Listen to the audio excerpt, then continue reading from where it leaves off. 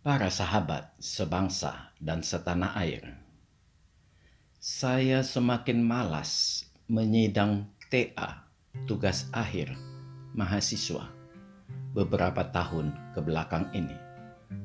Bukan karena apa, hanya dikarenakan isi dan kualitas mahasiswa yang semakin menurun. Mahasiswa sebenarnya tidak dapat dipersalahkan penuh terhadap situasi yang terjadi. Memang keadaan yang sadar tanpa sadar sudah membentuk sebuah sistem yang melibatkan banyak hal, di antaranya sarana perpustakaan dan peralatan, kemampuan para tenaga pengajar yang malas meningkatkan diri melalui pengetahuan empirik, dan banyak lainnya. Tetapi, bila Anda melihat statuta perguruan tinggi, sangat banyak yang memperoleh akreditasi A.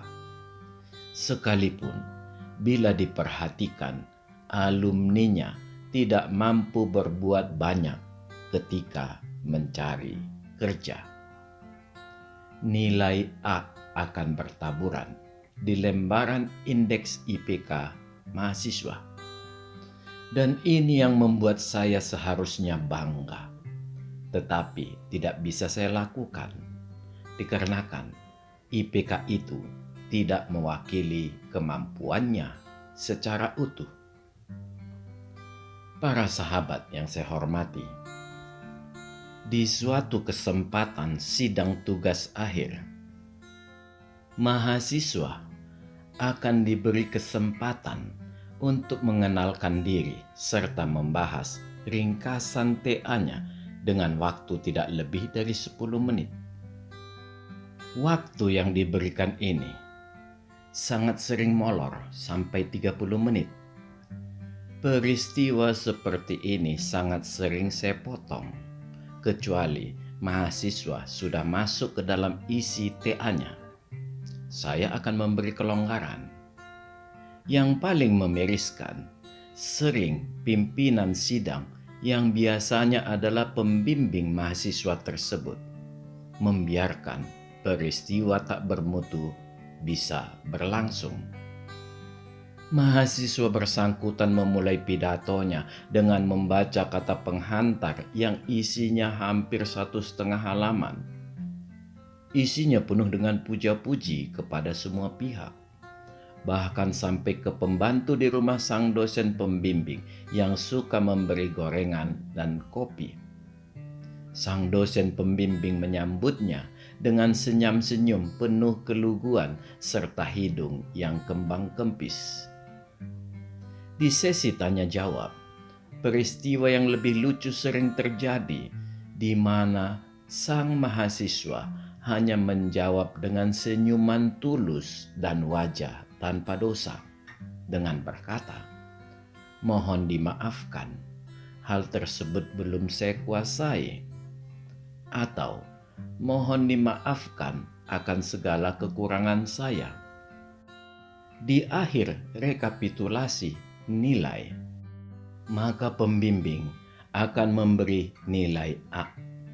Dan segila-gilanya saya, maka nilai tersebut tidak akan pernah bisa menjadi C. Minimal akan menjadi B-. Para sahabat yang saya hormati, para mahasiswa saya yang angkatan tua, yang banyak sudah menjadi orang, sering mengirim tiket ke saya dengan tujuan hanya untuk memarahi saya, serta bertanya, mengapa kampus menjadi seperti ini? Adik angkatannya ternyata tidak bisa apa-apa dan hanya mempermalukan mereka. Mereka dengan bangga mengatakan, sekalipun nilai mereka dari saya hanya C dan B, tetapi pengetahuan yang saya berikan mampu mereka pakai untuk menghandle pekerjaan mereka. Saya hanya bisa menghela nafas dan mengatakan, inilah zaman yang menerpa bangsa kita dan terjadi secara real saat ini. Di saat di mana orang tidak mampu membedakan integritas dan kesopan santunan. Bila segalanya hanya melulu sopan santun, maka sebenarnya tidak perlu belajar teknologi, cukup memilih kampus yang sesuai dengan itu. Teknologi menuntut integritas keilmuan, dan di dalam integritas juga sudah terkandung sopan santun. Karena integritas adalah tanggung jawab terhadap yang dimiliki dan kewenangan seseorang. Kita harus jujur juga bila kita melihat kehidupan kampus yang berbaur dengan nilai-nilai keagamaan.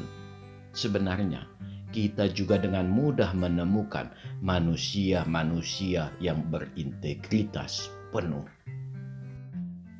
Dari sini kita mulai paham bahwa memang akan ada anomali dunia kampus yang lolos ke dunia umum, dan sialnya mereka nyangkut di dunia politik, dan mereka inilah troublemaker hampir di segala bidang perpolitikan. Inilah politikus yang tidak memiliki integritas. Semua keadaan diputar sesuai keinginan kelompoknya.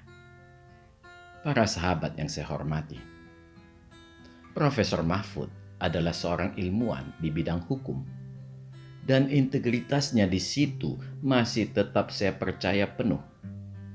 Di awalnya, saya tidak menginginkan Profesor Mahfud masuk ke politik, dikarenakan kepiawaiannya menyelesaikan banyak hal di bidang hukum.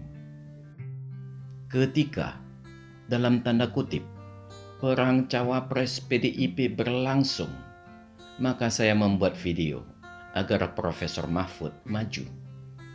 Tujuan saya hanya memberi kekuatan yang membackup Ganjar secara penuh.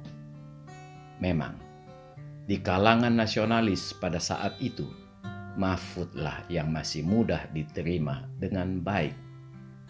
Ini dikarenakan harapan yang besar pada penegakan hukum. Hukumlah yang menopang sebuah negara agar negara itu masih tetap berdiri. Kata orang, politik itu dinamis. Saya sangat setuju. Tetapi kedinamisan politik jangan menggerus integritas. Ini yang sering dilupakan banyak orang, sehingga banyak orang lupa bahwa A menjadi B dan B menjadi C, tetapi tidak pernah kembali ke A.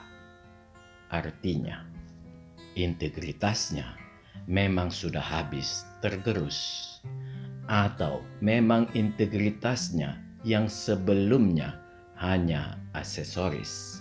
Entahlah, manusia memang makhluk yang unik. Para sahabat yang saya hormati, peristiwa debat cawapres terakhir menjadi ajang debat banyak orang yang kontra dengan penampilan Gibran. Mereka beramai-ramai menghakimi Gibran dengan memperlihatkan seolah mereka memiliki moral yang lebih baik daripada Gibran. Saya selalu tertawa melihat show beraroma kesombongan seperti ini.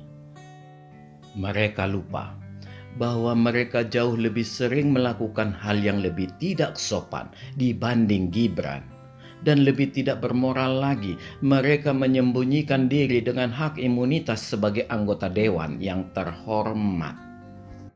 Satu hal yang penting untuk mereka renungkan: bila memang memiliki integritas, silakan membatasi diri sendiri dengan cukup 2 kali mencalonkan diri sebagai anggota dewan. Sebagaimana presiden hanya boleh 2 periode.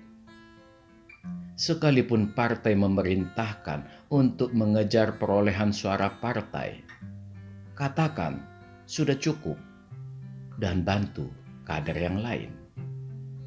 Iya, mereka bisa mengatakan sudah cukup, sekalipun tidak ada aturan untuk itu. Apakah ada yang mau melakukan hal tersebut? boro-boro. Semua hanyalah keserakahan. Mereka lupa bahwa di belakang mereka berderet kader yang juga memiliki keinginan untuk menjadi anggota dewan.